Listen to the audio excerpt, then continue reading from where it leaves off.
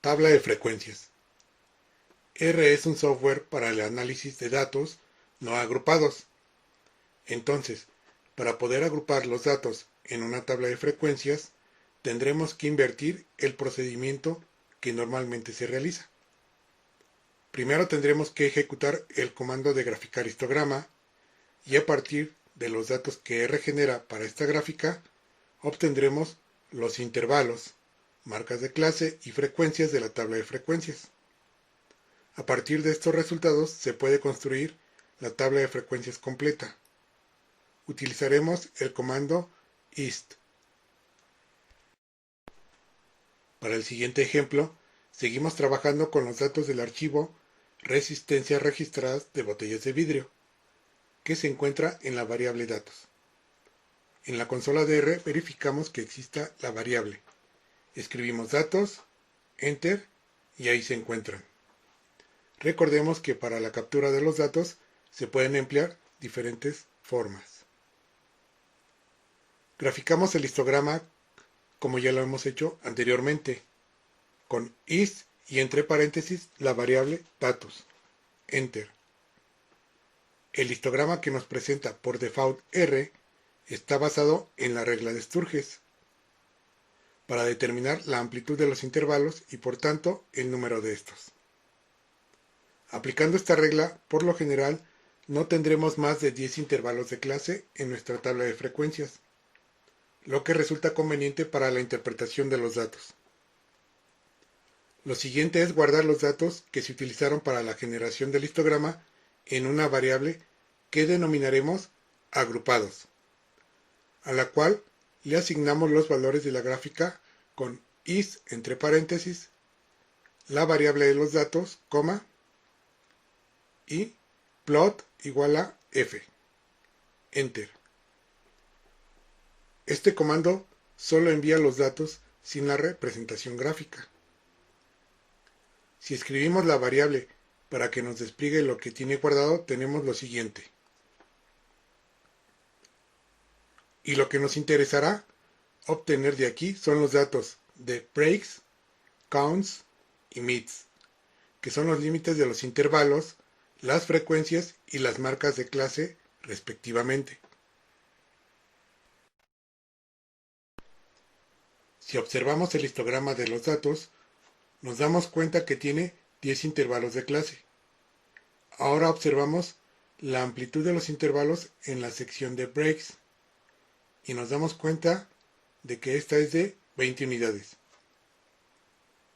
De los datos mostrados de breaks, los 10 primeros números pueden tomarse para los límites inferiores de cada intervalo de clase, por lo que de manera manual podemos introducirlos a la variable li, definiendo los datos como un vector.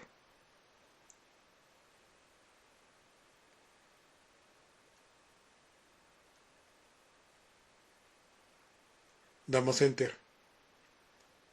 Para definir los límites superiores, se le sumará la amplitud a cada valor del vector contenido en li.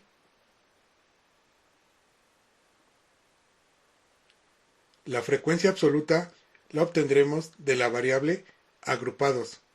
Con el signo de pesos especificamos el campo que queremos obtener, que son las frecuencias que se encuentran en counts.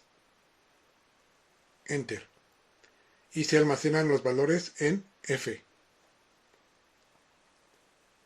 Hasta ahora ya contamos con límite inferior, límite superior de cada intervalo, así como la frecuencia absoluta.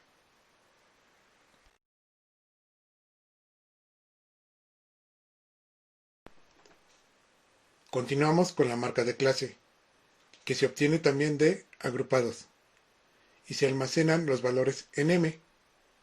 Escribimos m, asignamos valor con menor que y guión medio, agrupados, que es donde están almacenados los datos, el símbolo de pesos, mids, enter. Ahora obtendremos la frecuencia acumulada, utilizando el comando cumSum, que precisamente va acumulando los valores que se encuentran en f, y la guardamos en FA. Damos Enter. Para la frecuencia relativa se guardará el cociente de las frecuencias entre la suma de todas las frecuencias. Damos Enter.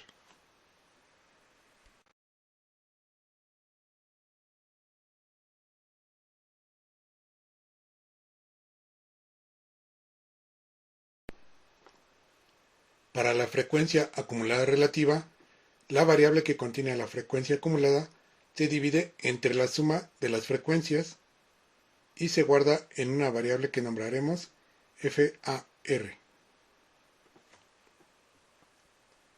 En este momento ya contamos con todas las columnas necesarias para armar la tabla de frecuencias. Uniremos todas estas columnas en una tabla con el comando data.frame y entre paréntesis el comando cbind, que unirá las columnas, nuevamente paréntesis, y colocamos los valores de las columnas en el orden que deseamos. LI, LS, F, M, FA, FR, FAR. Todas deben de estar separadas por comas y cerramos paréntesis. Enter. Si escribimos la variable tabla, nos desplegará de forma sencilla la tabla de frecuencias, pero podemos aplicar el comando view y entre paréntesis la variable tabla. Observemos que la primera letra de este comando está en mayúscula. Damos Enter y listo.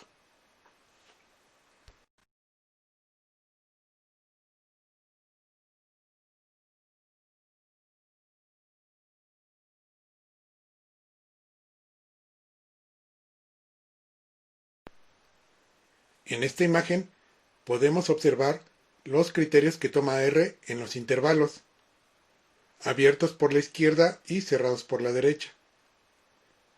Este procedimiento se puede programar para que sea automático, pero por ahora va más allá del alcance de este curso básico.